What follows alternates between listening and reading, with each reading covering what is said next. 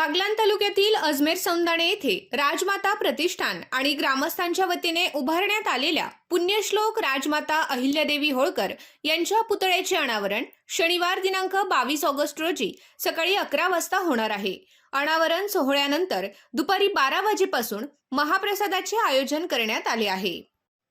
जत विधानसभा मतदारसंघाचे आमदार गोपीचंद पडळकर यांच्या हस्ते पुतळ्याचे अनावरण होणार असून विधानसभा सभापती राम शिंदे, मंत्री छगन भुजबळ, मंत्री दादाजी भुसे, बागलाण विधानसभा मतदारसंघाचे आमदार दिलीप बोरसे यांची प्रमुख उपस्थिती राहणार आहे। यावेळी पालकमंत्री गिरीश महाजन, राज्यसभा खासदार रामदास वडकटे, हरिभक्तपरायण संग्राम बापू भंडारे, लक्ष्मण हाके, खासदार डॉक्टर शोभाताई बच्चाव, माजी खासदार विक्रम महाले, माजी आमदार संजय चव्हाण उपस्थित राहणार आहेत। याशिवाय विविध कार्यकारी सोसायट्यांचे अध्यक्ष, उपाध्यक्ष व संचालक तसेच अजमेर सौंदाणे येथील आजी माजी सरपंच, उपसरपंच व ग्रामपंचायत सदस्य उपस्थित राहणार आहेत। राजमाता अहिल्यादेवी होळकर यांच्या कार्याला अभिवादन करणाऱ्या या सोहळ्याची जय्यत तयारी ग्रामस्थांकडून करण्यात आली आहे।